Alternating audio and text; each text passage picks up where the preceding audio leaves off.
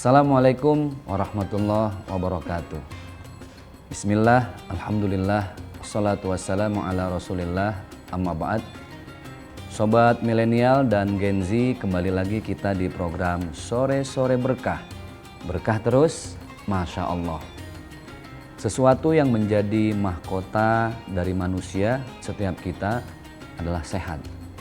Sebagaimana dalam makalah seorang bijak mengatakan, as-sihhatu tajun ala ru'ussi sihah la yaroha illal marad. Ternyata mahkotanya manusia itu bukan jabatan, bukan juga harta, bukan paras yang tampan, wajah yang cantik, bukan. Mahkota manusia itu adalah sehat. Begitu banyak orang pergi ke dokter untuk membeli obat, konsultasi. Tetapi yakinlah, sehat itu tidak bisa dibeli dengan uang sebanyak apapun. Karena ternyata yang menentukan sehat fisik kita bukan hanya sekedar bagaimana pola makan, pola tidur, pola istirahat, tapi bagaimana menata pikiran dan hati itu juga sangat menentukan kesehatan kita. Banyak cara, beragam metode orang ingin menggapai kesehatan. Salah satu yang diajarkan oleh baginda Rasulullah SAW bahkan sudah menjadi hal yang wajib kita lakukan setiap tahunnya, yaitu metode sehat dengan berpuasa. Sebelum bulan Ramadan tiba, kita sudah disunahkan untuk berpuasa, puasa sunnah, puasa hari Senin dan puasa Kamis. Belum lagi puasa Nabi Daud, puasa selang-seling, sehari berpuasa, sehari tidak. Ternyata itu semua ada tujuan kesehatan. Sebagaimana ada satu makalah juga yang mengatakan sumu tasihu. Berpuasalah kalian, maka tubuh kalian akan sehat. Di agama lain selain agama Islam, metode puasa juga menjadi metode yang sangat efektif untuk menjaga kesehatan. Sebuah treatment yang banyak diamalkan untuk menggapai kesehatan ruhan wa jasadan. Ruh dan jasad. Nah, puasa bulan Ramadan, ada apa dengan puasa di bulan Ramadan?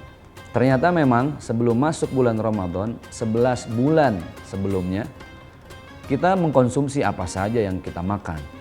Dari mulai sarapan, makan siang, makan malam, belum lagi cemilan. Kita tidak sadar kalau semua makanan yang masuk ke tubuh kita itu meninggalkan zat-zat racun. Salah satu cara yang paling efektif untuk meninggalkan racun itu dan membuang semua racun adalah detoksifikasi. Detoksifikasi itu pembuangan zat beracun yang dilakukan ketika kita berpuasa.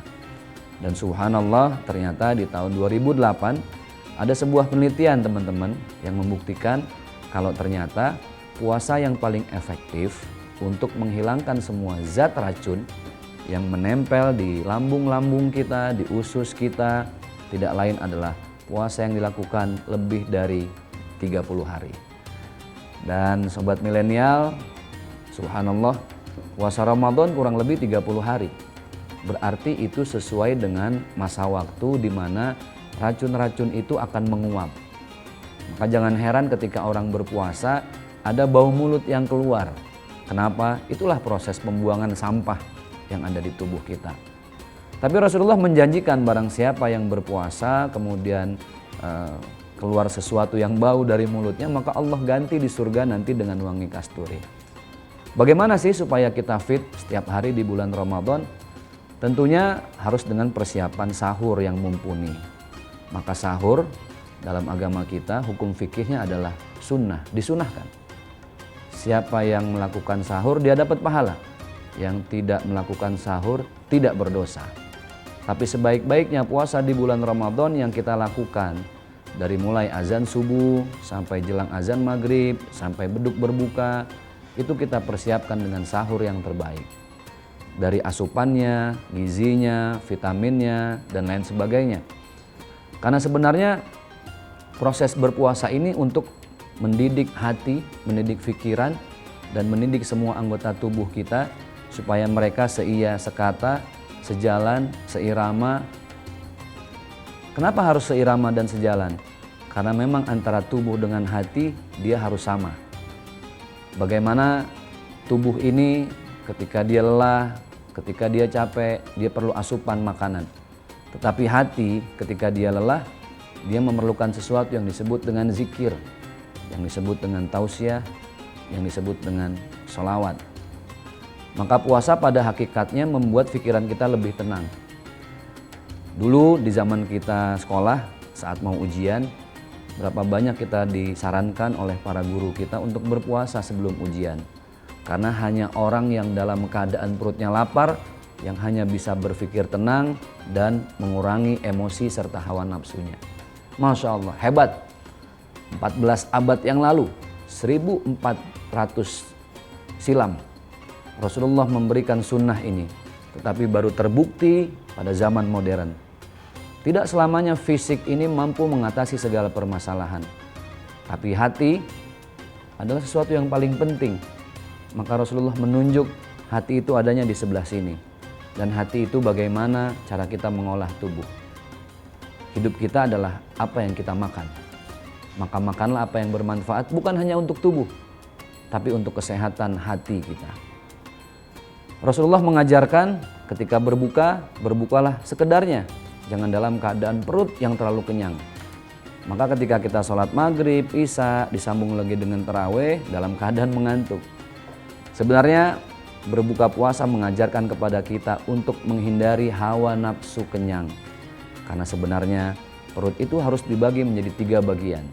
Sepertiga yang pertama untuk oksigen, yang berikutnya untuk makanan, dan selebihnya untuk cairan. Maka proses berbuka puasa yang ideal adalah ketika kita tidak dalam keadaan kenyang. Subhanallah, Ramadan memberikan begitu banyak hikmah untuk kita. Satu di antaranya, untuk menata hati, ternyata kita harus menata pola makan, pola kesehatan, pola olahraga, dan pola istirahat. Tidaklah hati akan menjadi sempurna keimanannya kecuali kita berusaha untuk memberikan makan, asupan kepada tubuh kita yang halalan thayyibah. Baik, semoga saja bulan Ramadan ini menjadikan kita hamba-hamba Allah yang lebih sehat lagi. Bukan hanya sehat fisiknya saja, tapi juga sehat hati dan pikirannya.